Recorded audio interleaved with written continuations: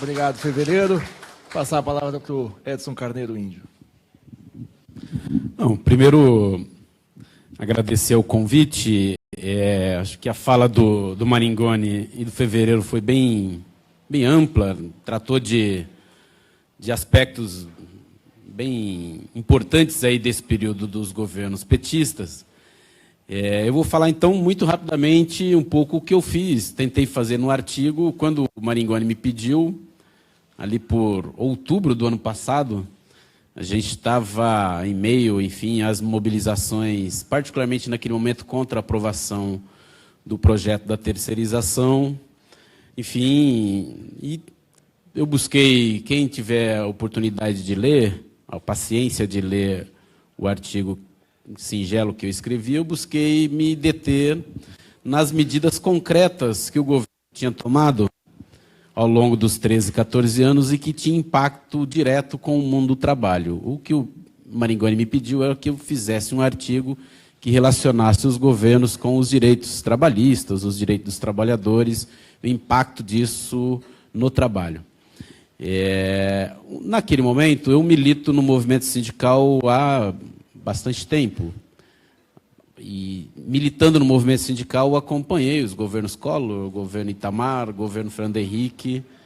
E, enfim, a gente tinha, ao longo dos governos do Lula e da Dilma, como eram governos muito contraditórios na sua essência, tinha melhoria das condições de vida, mas tinha medidas de exigências do capital financeiro, do grande capital, com um reparo importante que fez tanto Maringoni quanto Fevereiro, que eu concordo plenamente com esse diagnóstico, foi a ausência de enfrentamentos políticos por parte de um governo que pudesse mobilizar a sua base social, elevar o padrão de disputa política no Brasil e que a gente pudesse disputar projetos e mudanças mais profundas, mudanças estruturais e que não foram feitas.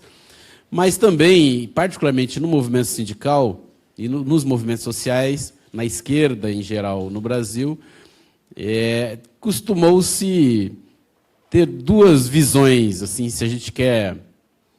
Acho que na massa é um pouco mais mediado isso, mas na esquerda e nos movimentos é muito mais claro. Aqueles que achavam, muitos deles continuam achando, que esses governos eram fantásticos, assim, só tomaram medidas muito positivas, todas medidas progressivas, tudo que era possível ser feito foi feito, e que, portanto, eram a maior maravilha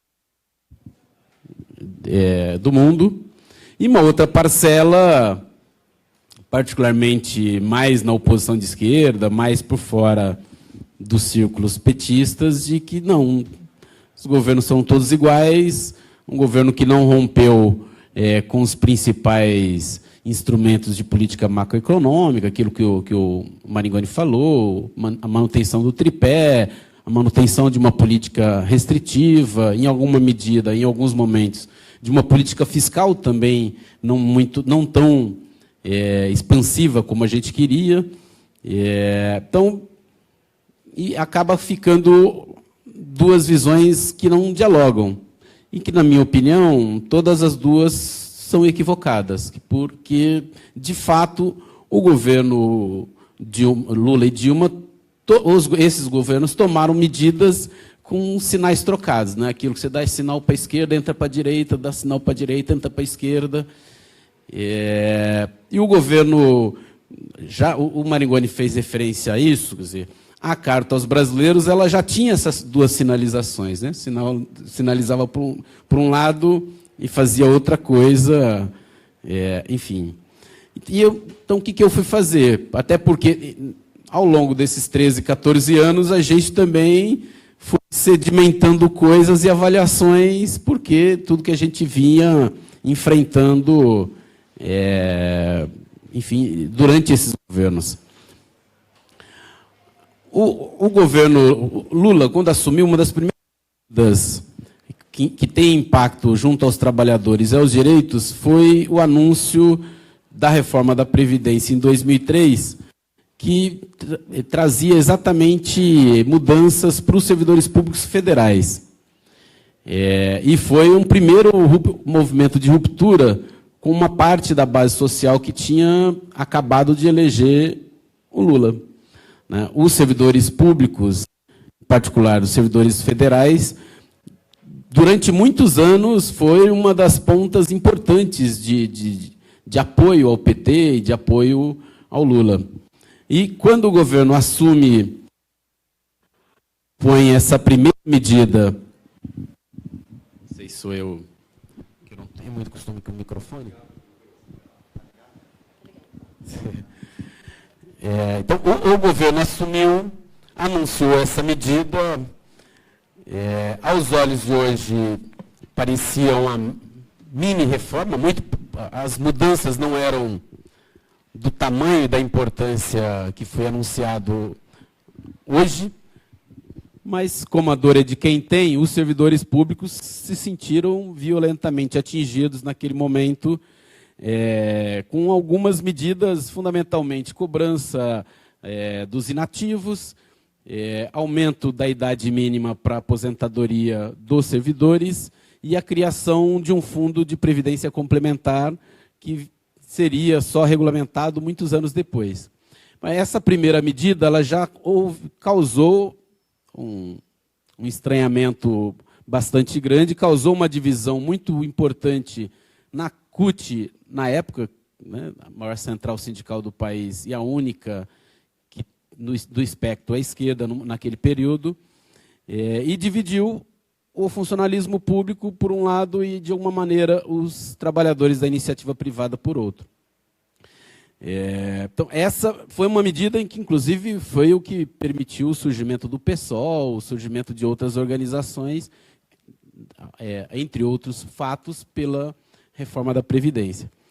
Mas, ao mesmo tempo que, na mesma semana que o Lula enviou para o Congresso Nacional a proposta de reforma da Previdência do setor público, ele também enviou para o mesmo Congresso Nacional uma mensagem pedindo para retirar um projeto, na época a gente chamava da Emenda 3, que era o estabelecimento do negociado sobre o legislado que foi feito agora na reforma trabalhista desse ano.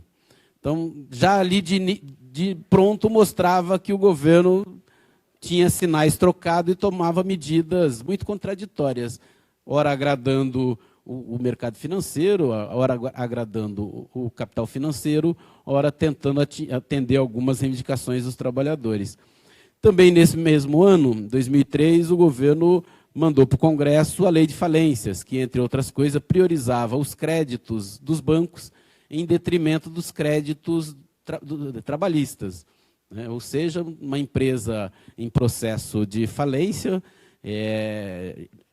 antigamente, antes dessa lei, a prioridade dos seus créditos era o pagamento dos trabalhadores, de dívidas trabalhistas, enfim, e o governo alterou ali, que também causou bastante polêmica, foi muito...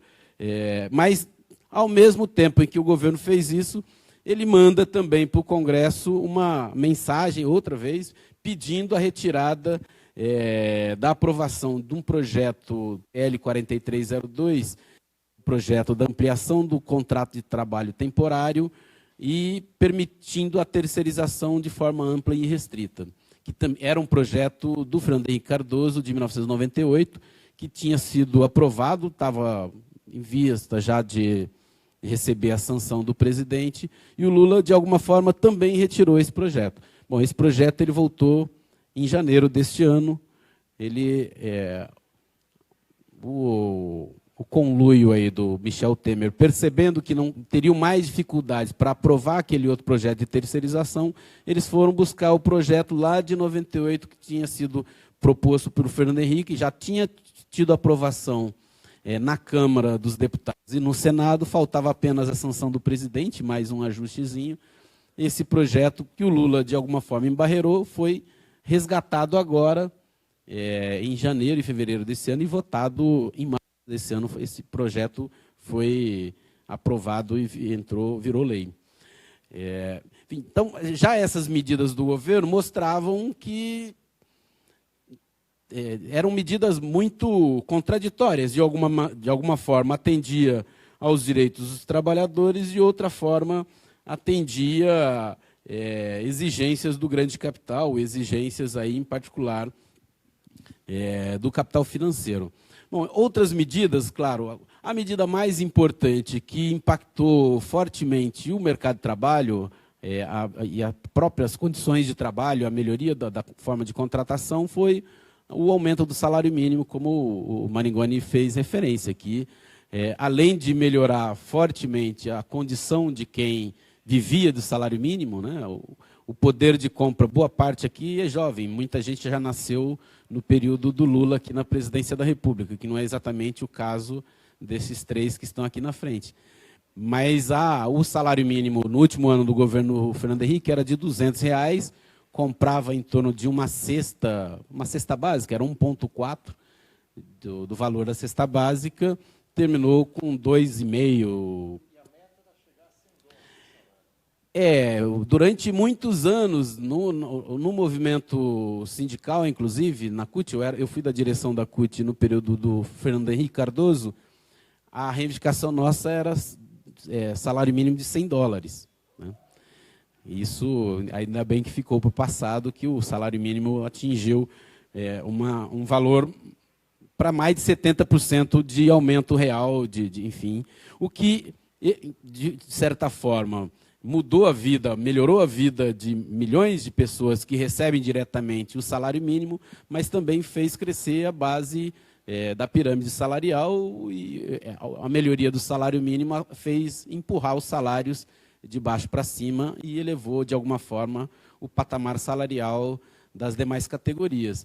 Por outro lado, quer dizer, claro que a gente, e no artigo, eu não me dediquei a isso, quer dizer, nem tenho competência para fazer isso, eu teria que ter uma avaliação mais da estrutura econômica, enfim, do peso da indústria na economia brasileira, que isso caiu fortemente, e que é a indústria que propicia os melhores empregos, com melhores direitos. Então, de alguma forma, mas você teve, até por algumas coisas que foram ditas pelo Fevereiro, a indústria da construção civil, o crescimento das grandes obras, o PAC, esses investimentos, houve uma geração de mais de 20 milhões de postos de trabalho durante esses governos, na maioria das vezes, postos de trabalho precários, com baixos salários, muito nessas grandes obras de uma violência brutal, esses empregos, então, mas havia emprego, havia um pleno emprego, e que isso possibilitou, inclusive, o aumento do número de greves durante esse período, porque reduz o desemprego,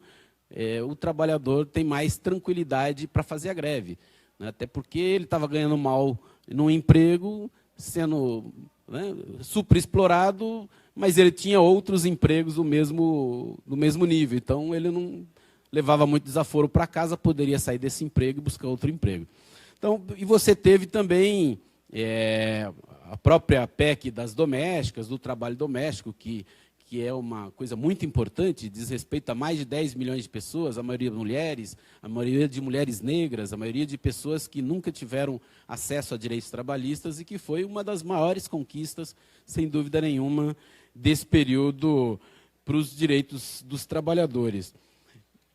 Enfim, se a gente fosse listar aí, foi o que eu fiz no artigo, sem grandes reflexões, eu peguei todas as medidas, listei basicamente todas as medidas de retrocessos e todas as medidas de melhoria. Uma das medidas, que é pouco falado, inclusive, que a gente, um momento, vai ter que explorar isso, eu vejo, basicamente, nesses momentos que a gente faz, os trabalhadores chamados do trabalho intelectual, trabalhadores da cultura, trabalhadores da comunicação, trabalhadores de teatro, enfim, que é parte um pouco do que a gente conhece, esses trabalhadores ganharam uma lei na época do Lula permitindo a sua contratação de forma PJ.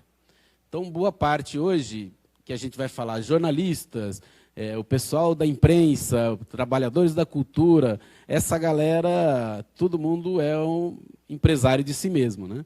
Então, esses foi um grande retrocesso, porque é uma quantidade imensa de trabalhadores e que experimentaram ali o trabalho precário, enfim, a contratação precária sem acesso a direitos trabalhistas. Mas, enfim, o artigo, a pretensão era bem singela mesmo, era listar essas medidas de retrocessos e medidas positivas, e eu acabei chegando à conclusão que isso não era muito claro, assim, não era muito fechado, eu conversava muito com o Maringuani nesse período, que, de fato, e para a gente que tinha tido uma postura de oposição de esquerda aos governos Lula, nunca fomos base de sustentação desses governos, uma coisa era certa, o Lula nos enrolou bastante, mas, em alguma medida, ele enrolou o andar de cima também. Por quê? Porque coisas que estavam na agenda desses caras desde os anos 80, dos anos 90, tipo, idade mínima para aposentadoria, reforma da Previdência para todo mundo, desde Fernando Henrique estava 65 anos para homens e mulheres se aposentar. Essa era a reivindicação, é isso que queria o Fernando Henrique Cardoso. E isso, de alguma forma, foi embarreirado durante esses 13, 14 anos. O fim da CLT, dizer, o extermínio da CLT, quem se lembra do Fernando Henrique, ele tinha uma obsessão para destruir o getulismo, para destruir a CLT. Então, foi também uma tentativa durante todos esses anos e que se manteve de forma inalterada durante os governos Lula e Dilma. Tanto que, e essa é a conclusão, né, assim que o governo cai, né, assim que eles derrubam o governo Dilma, quais são as primeiras medidas que eles adotam? Aquelas que estavam na geladeira e que eram reivindicações deles em todo esse período. Claro, começa com a emenda constitucional 95, a PEC do teto dos gastos, que era a limitação dos investimentos públicos, dos gastos do governo, mas, na sequência, veio reforma da Previdência e reforma trabalhista, que, tragicamente, foi aprovado, enfim, a reforma trabalhista esse ano. Ou seja, de alguma forma, essa reforma trabalhista ela foi adiada por 15, 20 anos, em função da passagem desses governos pela presidência da República. Claro que é muito pouco, né, porque a gente esperava muito mais desses governos. A gente esperava sair desse período, pelo menos mais organizado, com mais força social, né, com mais enraizamento.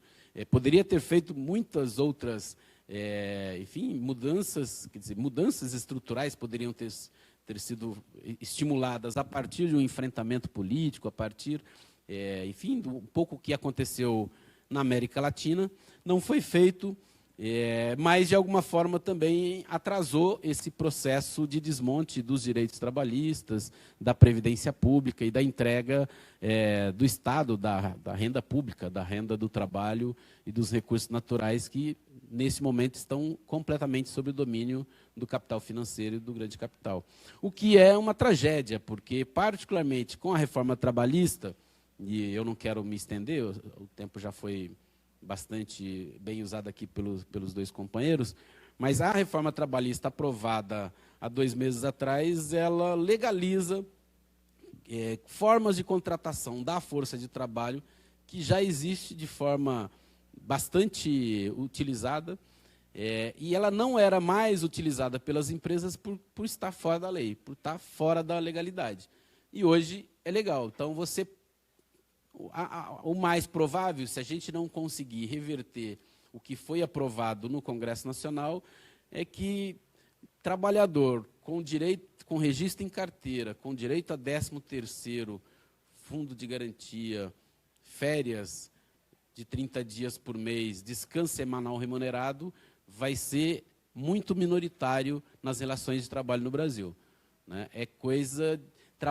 Esse tipo de trabalhador só vai ser contratado em último caso, porque as empresas, seja no setor de serviços, seja na indústria, seja no comércio, nos bancos, ou até no setor público, você vai ter uma parcela de trabalhadores diretos, uma parcela menor, mas, na maioria das vezes, você vai ter uma parcela de trabalhadores autônomos, você vai ter uma parcela de trabalhadores terceirizados, uma outra parcela de trabalhadores com contrato temporário, uma outra parcela de trabalhadores parciais, uma outra parcela de trabalhadores com contrato intermitente, enfim, e o próprio PJ, né, aquele que é quase como um Uber, né, você tem um registro, mas não tem direito algum. Esse não tem direito nenhum daqueles que estão estabelecidos no artigo 7º da Constituição, que foi uma forma muito sacana que o Temer e essa trupe do Temer conseguiu fazer, porque disseram, mudaram toda a legislação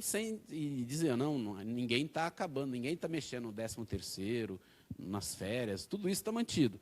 Esses direitos, ninguém está mexendo, porque esses direitos estão no artigo 7º.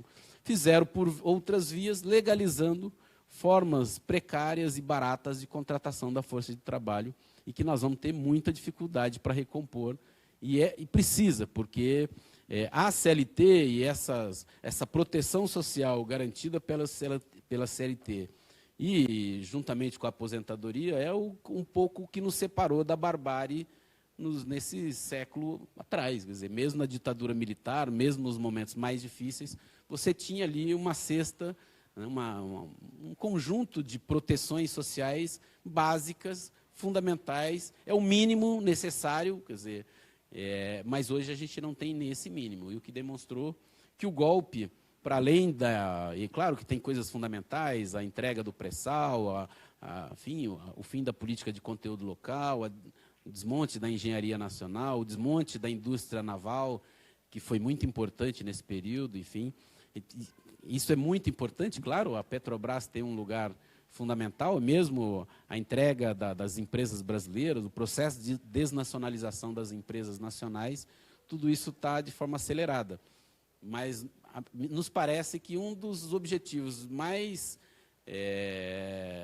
importantes do golpe era desalojar aquele governo para permitir a aprovação dessas reformas exigidas pelo capital financeiro, reclamadas já há muito tempo e que estavam meio que embarreiradas ali pelo jeito dos governos petistas de ser, né? Uma no cravo, outra na ferradura, uma no cravo, outra na ferradura, e acaba que, enfim, o que eles não queriam mais era terceirizar o poder e, portanto, deram um golpe e assumiram diretamente o controle do Remen. É isso, não quero descansar. Quem tiver a oportunidade de ler, são muitos outros autores, não é este índio que vos fala aqui que tem a maior contribuição. Obrigado, Índio. Oi, então, obrigado aí, vocês. Eu tenho aqui duas aqui, perguntas, me perdoem aqui, que é uma largada aqui.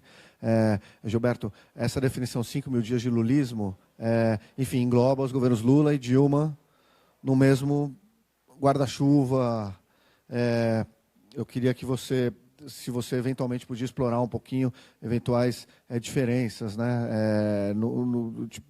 da Dilma para o Lula, e talvez da Dilma a partir de 2015, claro, né, com o Levi, né, mas a Dilma a partir de 2012, o Lula sempre muito ambíguo, equilibrando, a Dilma a partir de 2012 tentando talvez eliminar algumas ou enfrentar alguma das ambiguidades e depois refugando, e depois aquela confusão toda que a gente viu no segundo mandato.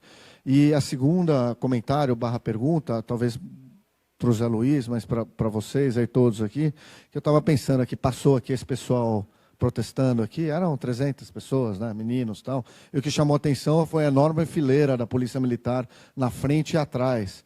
E aí me lembra, a gente teve aqui recentemente o Rafael Valim, professor Rafael Valim da PUC, ele lançou esse livro sobre o estado de exceção, e lá pelas tantas ele tem uma citação do Laimar Garcia dos Santos, e que ele fala que vai ser o estado mínimo na economia, um estado mínimo na economia garantindo a remuneração dos credores da dívida, bom, ele não fala isso, mas é mais ou menos isso, mas vai ser um estado máximo no controle social da população, via repressão militar e via encarceramento, né, sistema prisional, etc. Tal. Não sei, vale para vocês, eventualmente, posso também abrir, desculpa, tá, eu queimei a largada aqui, eu já estava com essas coisas aqui, enfim, vocês aí, alguma angústia, inquietação, alguma crítica, alguma observação? Felipe, você é economista aí. Você viu aí o Meirelles agora aí, mexendo na meta fiscal aí, sem reconhecer o erro, nada, né? Enfim. Então tá, então vou passar de volta aqui.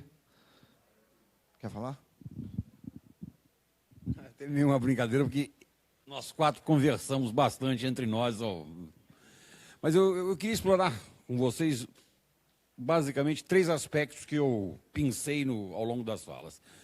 Primeiro, há uma ênfase, particularmente na tua fala, Zé Luiz, e também na do Maringoni, de atribuir a possibilidade do jogo de ganha-ganha, que de certa forma foi o que caracterizou parte final do Lula 1, principalmente o Lula 2 e parcialmente o Dilma 1, a possibilidade de você contemplar o capital e contemplar o trabalho, com benesses, com ganhos reais, me parece que vocês atribuem isso quase que exclusivamente a um fenômeno exógeno, um fenômeno internacional, ou seja, aumento do preço das commodities, aumento da demanda por commodities, basicamente os produtos nos quais o Brasil é extremamente competitivo, e principalmente pela demanda chinesa, mas também de outros lugares, que isso teria sido por si só o grande mecanismo de sustentação.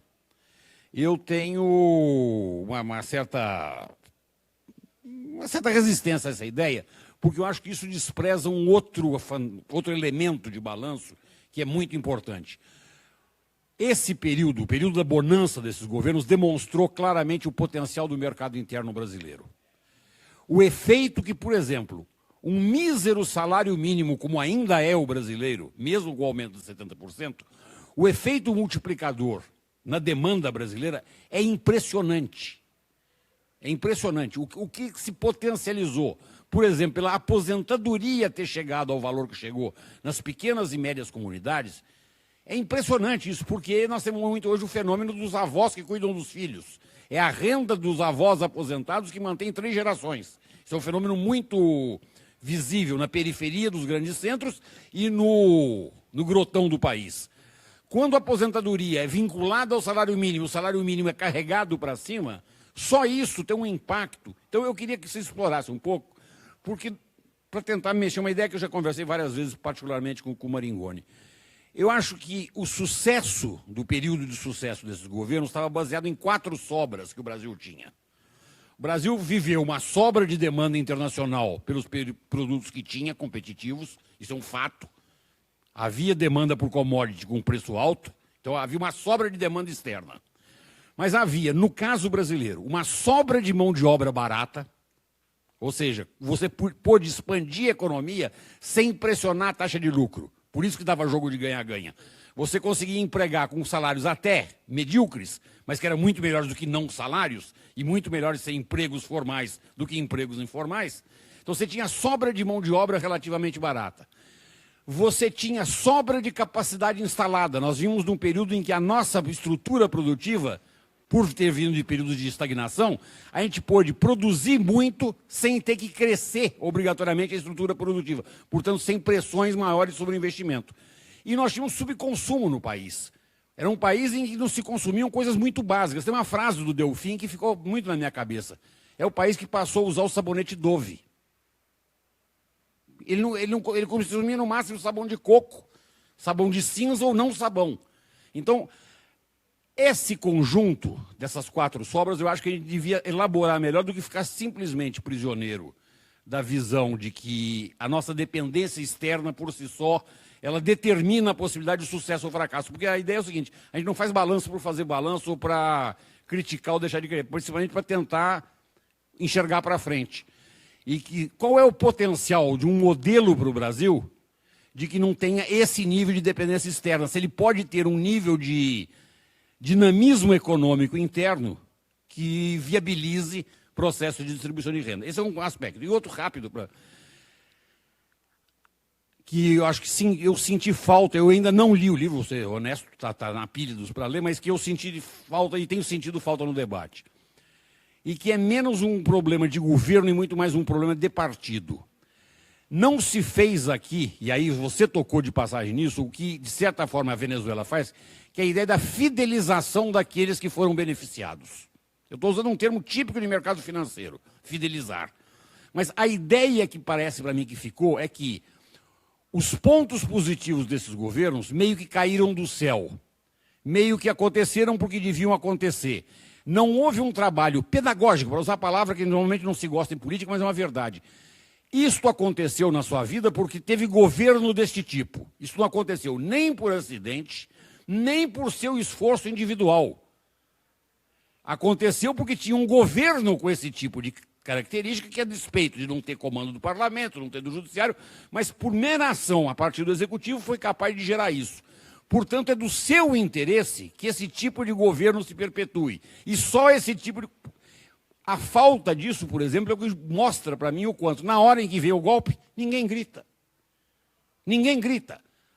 A perda das vantagens vai estar na cara que virá, e mesmo assim ninguém grita. Há uma passividade, e que não adianta a gente querer meramente culpar porque o povo brasileiro é passivo ou bobagem desse tipo. Eu acho que a falta desse trabalho de fidelização e de associação de quem teve os benefícios com o fato disso vir do poder do Estado é outro elemento de balanço que eu acho fundamental para a gente pensar que, para adiante, não pode praticar erro do mesmo tipo.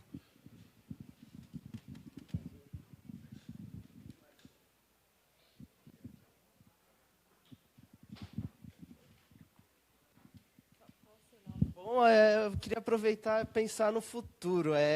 Se o Lula for preso, quem é nosso nome na esquerda? Isso é uma pergunta. Se o Lula governar, vai ser mais do mesmo? Acho que é só isso.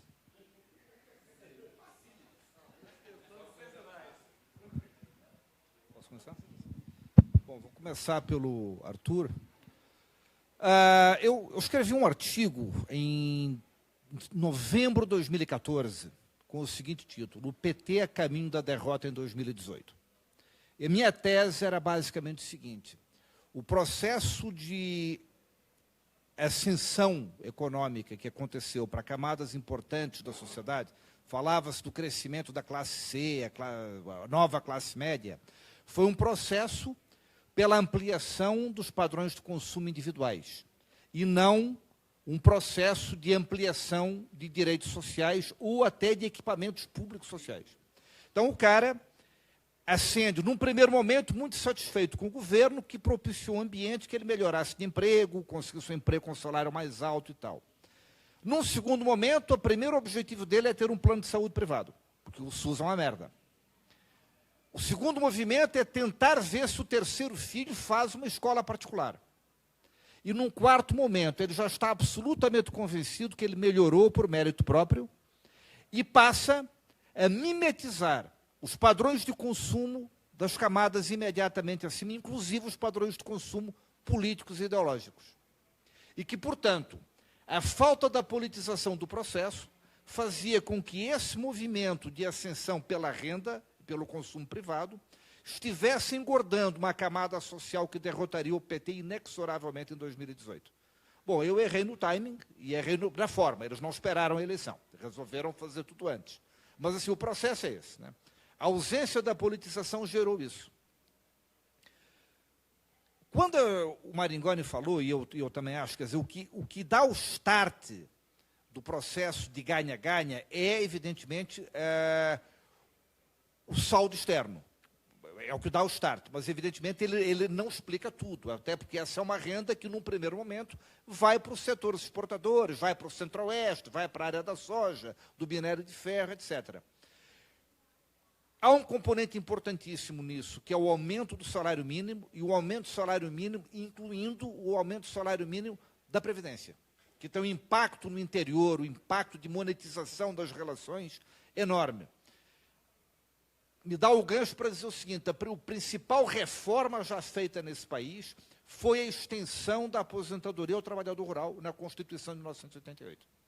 Porque ela deu renda monetária a municípios onde isso não existia, onde o cara pagava com 2 galinhas, onde o escambo era a moeda básica. Eu estive em Água Preta, em Pernambuco, durante um mês, em 1978.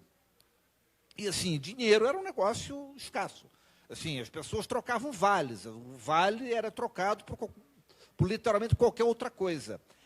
A introdução do salário mínimo para o aposentado rural monetizou as relações, possibilitou ganhos de renda, viabilizou produção local, fez com que o comércio contratasse, ou seja, criou uma economia local.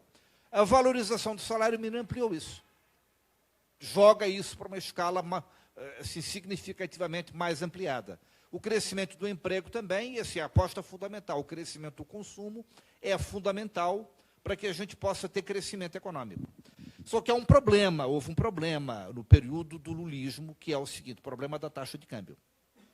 O problema da taxa de câmbio fez com que a expansão do consumo, parte dela, vazasse para as importações.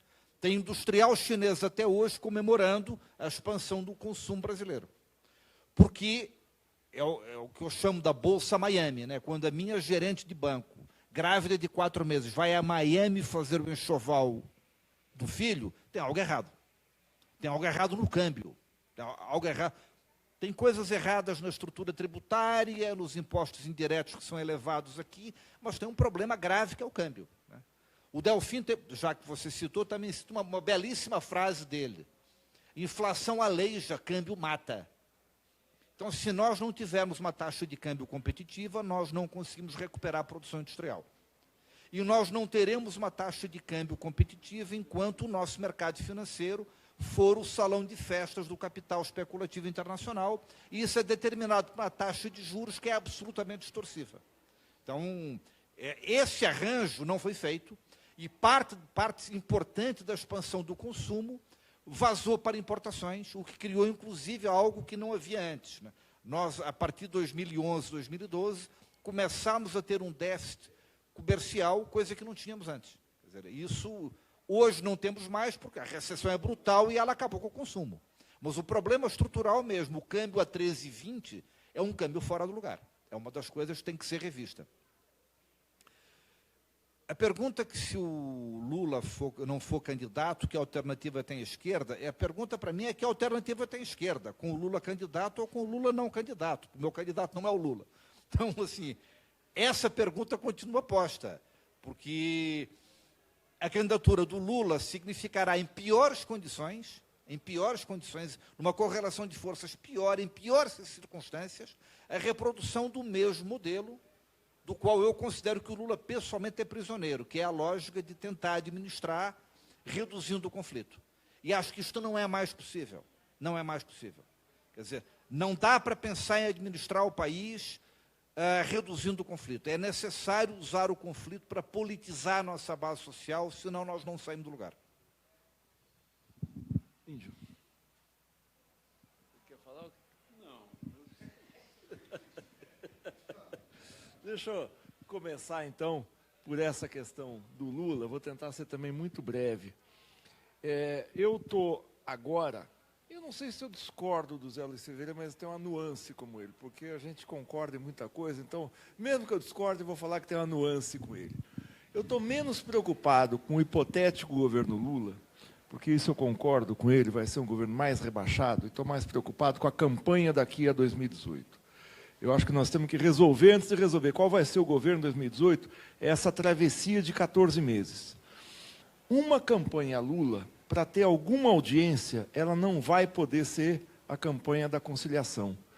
Mesmo que o Lula queira, por conta da radicalização que a sociedade está assistindo. Isso do estado de exceção, de você ter aqui, que o Antônio fala, 300, sei lá, tinha 300 pessoas, eu não sei quantos policiais, mas talvez tenha 1 para 1. Não sei, mas teve manifestações agora, esse ano, em que, não as grandes manifestações, não a greve geral de 28 de abril, mas pequenas manifestações, que tinha mais polícia do que... Quer dizer, no total tinha muito trabalhador na rua, só que a maioria de um lado e uma minoria do outro. Então, a possibilidade de radicalização da campanha é que faz com que alguém como Bolsonaro desponte nas pesquisas e que um sujeito esperto como Dória veja que a única maneira dele crescer é radicalizando, é se tornando um Bolsonaro, é batendo no Lula, é batendo na esquerda, é aí que ele está crescendo em relação ao Alckmin, mesmo que ele esteja lá patinando, acho que está com 4%, 5%, mas é ali que ele pontua. A direita descobriu que não vai ser a conciliação que vai levar ao sucesso dessas eleições. Para uma candidatura que se contrapõe a ela, mesmo que seja a do Lula, que é uma candidatura tendente ao centro, a única maneira dele crescer é se ele for para a esquerda. Eu acho que o Lula é muito importante ele estar na campanha, porque com o faro político dele, eu espero que ele faça uma campanha de esquerda, mesmo que o seu governo seja... Só um pouquinho, deixa eu só desligar aqui. Mesmo que ele seja medíocre. Mesmo que ele seja medíocre. Então, mesmo que seja medíocre o governo. Então, é essa ponderação que eu quero fazer. Eu não sei se o Lula vai ser ou não candidato. Ele pode ser um bom eleitor. Eu acho que a esquerda vai acabar tendo outro candidato. Talvez no segundo turno a gente conflua todos para uma candidatura só, se as eleições forem eleições normais, né? Se a gente não tiver surpresas aí na configuração da campanha eleitoral. Sobre o que o Antônio fala, de a gente ter... Qual a diferença, se eu entendi bem, qual a diferença entre os governos Lula e Dilma? A gente teve diferenças ditadas pelas conjunturas 2003, 2006, 2006, 2010, 2011, 2012, a incidência da crise de 2008, 2009, o que foi o impacto do mensalão, o que nos últimos anos tem sido o impacto da Lava Jato e o impacto da recidiva da crise e as opções que a Dilma tomou, as opções francamente monetaristas, ortodoxas que a Dilma tomou. Mas em todos eles, eu acho que se a gente for pegar algum substrato, é a tentativa de evitar o conflito. Quer dizer, não, quem mais comprou, é incrível isso, quem mais foi para o confronto foi pontualmente a Dilma. Na questão da taxa de juros em 2012, quer dizer, baixar a taxa de juros nominal para 7%, descontando a inflação, era uma taxa de juros abaixo de 3%, e as elétricas, né, você baixar o preço da energia, você confrontar com as concessionárias de energia, então você teve ali confrontos, ela não teve, talvez, a expertise que o Lula teria para fazer esse confronto, mas tampouco o Lula faria esse confronto, eu acho que o Lula não faria esse confronto. E derrotada nesses dois, e derrotada rapidamente, porque a questão dos juros foi em 2, 3 meses que ela foi derrotada, ela volta ao leito do lulismo, que é evitar o confronto a todo tipo, a todo custo. E no governo 2015, começo de 2016, isso é uma coisa que me foi falado por alguém muito próximo ao Lula semana passada, assim, é injusto a gente dizer que o ajuste de 2015, colocar o Levi no governo, todas as concessões que ela fez foram obra dela, Dilma. Quer dizer, isso foi uma pressão muito forte do Lula. Mas, quer dizer, claro, existe, é difícil responder em poucas palavras. Existe estilo pessoal, a Dilma é uma inábil para negociar com o Congresso, para buscar fazer acordos, para compor maiorias e tal, ela é muito mais. A Dilma tem um espírito de quem nunca fez política de verdade na vida, a não ser que tivesse uma caneta na mão, ou a não ser que quando foi para a luta armada. Quer dizer, eu crio um foco guerrilheiro e vou para o pau. Eu não estou tentando aqui granjear apoio entre a população e tal, eu estou preocupado em fazer o enfrentamento. Ou quando era secretária no Rio Grande do Sul, ou ministra, quando eu tenho a caneta. Então, quer dizer, eu assino uma portaria, cumpra-se e toco o barco. O Lula nunca fez isso. Tanto que o Lula, numa conversa vazada aí, às vésperas do impeachment, quando ele estava em março de 2016, quando ele estava para ser nomeado ministro, ele disse para alguém, eu me lembro que saiu nos jornais, o seguinte: como é que nós deixamos a situação chegar nesse ponto? Quer dizer, de você, para usar a expressão do índio, embarrear a relação com o Congresso, não negociar. Tem até a história que a bancada do PSD, às vésperas da votação do impeachment, ali por 14, 15 de abril de 2016, queria ser recebida pela Dilma. Eram uma dúzia de deputados, e a Dilma, como eram muito fisiológicos, eles podiam votar contra o impeachment, a Dilma falou: não vou receber. Eles devem votar contra o impeachment pela consciência deles. Quer dizer, ninguém faz isso, você negocia. Um deputado assim, você compra no limite, quer dizer, você faz o jogo, entra no jogo. Então, eu acho que teve questões de estilo, mas, no grande sentido, houve a tentativa de se evitar o conflito, tirando essas questões pontuais aí da primeira metade do primeiro governo Dilma. Sobre a questão aí que você faz a citação do Leimer, Garcia dos Santos, que você tem um Estado mínimo na questão social, um Estado máximo, um Estado de controle, eu acho que o Estado brasileiro não é mínimo, nunca foi um projeto das classes dominantes fazer o Estado mínimo. Foi fazer um Estado com uma agenda mínima no lado social, na questão do atendimento das demandas sociais, e um Estado máximo para o capital. Um Estado que dedica, que tem uma dívida de 2 trilhões e 600 bilhões de reais, que separa 500 bilhões de reais por ano para pagamento de juros, para pagamento da recompra dos títulos da dívida pública, não é um Estado pequeno. O Estado que tem uma dívida desse tamanho é um Estado que tem uma ascendência sobre o setor privado. Se maneja a dívida como um fator de pressão com o capital privado, ou seja, baixando juros, usando esse poder que tem nesse capital entesourado na dívida pública, é um Estado muito poderoso. O Estado brasileiro é muito, então ele não é mínimo. Então é a questão da agenda interna dele. Até porque o PIB brasileiro é ainda, com toda a recessão tal, está entre os 10 maiores do mundo. Sobre a questão que o Arthur levantou, acho que o Fevereiro falou muito bem, eu só quero agregar uma questão. Embora o setor externo, por si só, não explique tudo, é necessário, se a gente tiver um zoom out, um zoom contrário, e olhar para a América Latina, todos os países que tiveram governos de centro-esquerda, reformistas, nesse período, entraram em crise com a retração da demanda chinesa. O maior deles é a Venezuela. O exemplo mais claro é a Venezuela. A Venezuela, com todo o enfrentamento que o Chávez fez e que o Maduro, aos trancos e barrancos, faz com as classes dominantes, ele não mudou a matriz produtiva do país. Aliás, se a gente olhar no olho mecânico, o petróleo respondia por 95% do valor das exportações em 98 e responde por 97,5% agora. Então, quer dizer, mesmo lá, aliás, lá mais do que aqui, a demanda externa explica essa baixa do chavismo, e isso se manifestou na crise argentina, nas dificuldades que a Bolívia tem, nas dificuldades que o Equador tem. Na expansão chinesa, não foram só os governos, os países que tinham um governo de centro-esquerda que foram beneficiados. A Colômbia cresceu, o padrão... Eu estive na Colômbia em 2010, eu estive em Bogotá. Bogotá era um canteiro de obras, era uma coisa impressionante, o dinamismo alto, o desemprego baixíssimo e tal. Então, esse dinamismo explica. Agora, é verdade, a expansão do mercado interno, acho que foi o principal, aliás, o único projeto consistente que o lulismo teve nesses anos, e que foi um projeto que a gente conversa muito, ad hoc, né? Quer dizer, ele foi sendo construído sem que isso estivesse no papel. Embora lá em 2001, nas resoluções do Congresso do PT daquele ano, falasse em expansão do mercado interno, mas ela foi acontecendo, e a expansão do salário mínimo é espantosa. Só para comentar uma coisa que o Índio falou aqui, é verdade que os empregos criados no lulismo, empregos de 1 a 3 salários mínimos, eram empregos com salários muito baixos. Mas uma coisa que um amigo economista, o João Sixu, fala, 1 a 3 salários mínimos, só que 1 a 3 salários mínimos que valiam quase $400. Então, de fato, eram empregos relativamente precários, mas em valores absolutos eram muito melhores do que 5 salários mínimos no governo Fernando Henrique. É isso. Índio? Eu não sei, acho que a gente podia encerrar por aqui, Antônio, acho que está de bom tamanho, a não ser que alguém tenha alguma colocação a fazer. Eu li uma última coisa, tem uma crônica na Piauí que saiu há alguns anos e está na rede, que é o louco de palestra, né? Que é o sujeito que sempre fala, eu quero fazer uma colocação, né? Que fala.